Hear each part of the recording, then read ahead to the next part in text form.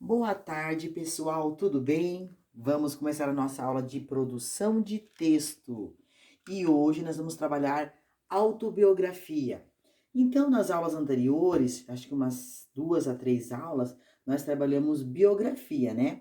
Que era falar sobre outra pessoa, a vida, os acontecimentos, né? Geralmente você via muita biografia de pessoas famosas, cantores, artistas, mas hoje você vai falar sobre você. Então, autobiografia, por isso que a palavra fala auto, é você falar de você, da sua vida. Então, mas vamos conhecer um pouquinho mais sobre esse tema. Vamos ler comigo aqui. A autobiografia é um tipo de gênero literário que constitui uma narrativa de caráter pessoal, e o seu traço mais significativo é a inserção do próprio escritor como personagem principal. Ou seja, quando ele fala assim, caráter pessoal, por que pessoal? Porque você vai falar da sua vida, né? E você é o principal, você é o personagem principal. Então, não, por mais que apareçam outras pessoas que você tem conhecimento, por exemplo, você pode falar um pouquinho do seu pai, dos seus primos, né? Não tem problema. Mas a pessoa principal que irá participar dessa história é você. É sobre a sua vida. Por isso que ele fala aqui, personagem principal. Ok? Escrever uma autobiografia implica num pacto literário e não histórico ou documental, porque, ora, a narrativa apresenta um resgate memorialístico baseado na realidade, ora, constrói a trama com os fios da ficção. Ou seja, até você pode, então aqui ele está falando o seguinte, autobiografia, ele fala sobre a realidade sua, né? Mas, professor, eu tenho que falar tudo sobre a realidade? Nem sempre.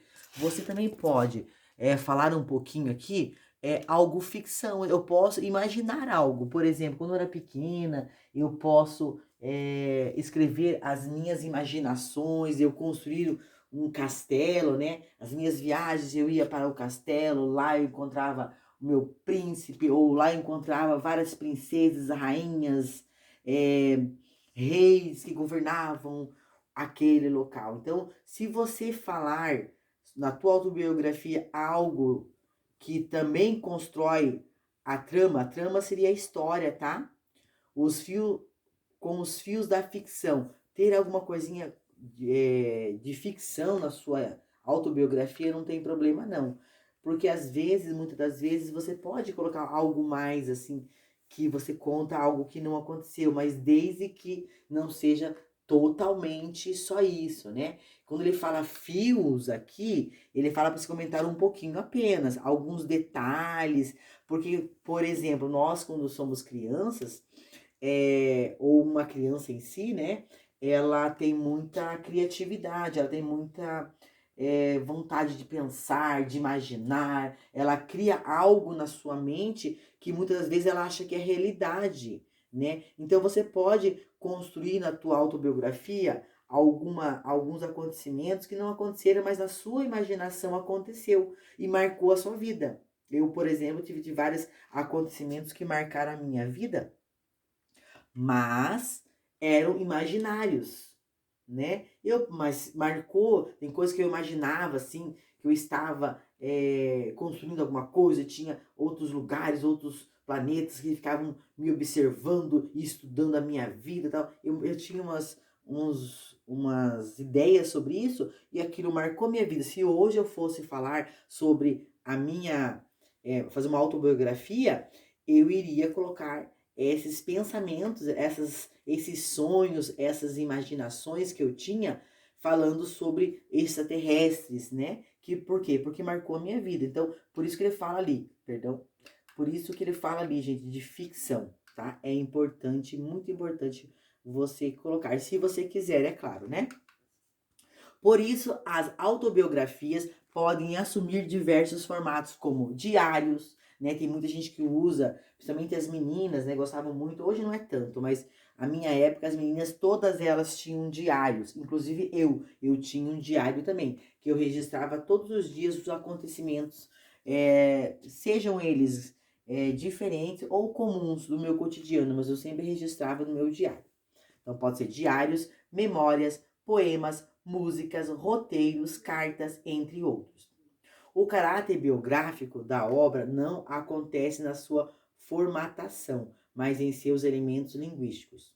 Normalmente, a narração é feita na primeira pessoa do singular e aborda questões íntimas e pessoais. Então, vamos lá de novo. Ela aborda a primeira pessoa do singular, ou seja, você. Você está falando sobre você mesmo, tá?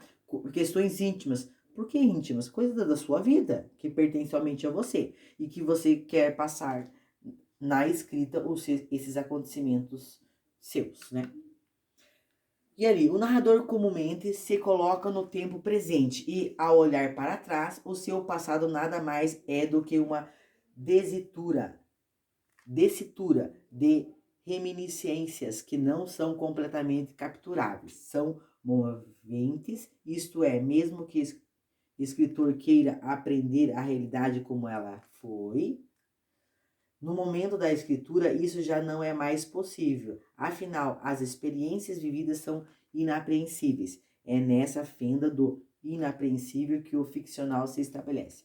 Então, o que está falando para você é o seguinte: momentos importantes, aquilo que eu falei para vocês, momentos importantes, mas muitas vezes foram importantes na sua imaginação, né? Algo que você imaginou, você imaginava. Por exemplo, os meninos, quando são crianças, eles imaginam ser o Homem-Aranha e ficavam pulando é, nos prédios, né? Então, isso aí é um acontecimento contado, né, sobre isso. E ele pode contar. Eu pulava em prédios, nanã, e isso aí, lógico, é ficção, sim, mas foi dentro, ele criou na imaginação dele e ele achou importante, então ele vai fazer sobre isso, tá?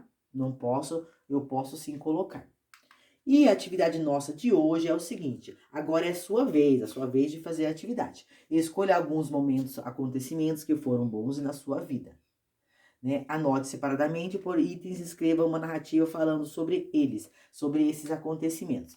O que você fará? Quando eu falei separadamente, você que sabe, tá? Mas você pode colocar itens importantes que você acha que é legal você colocar na sua narrativa.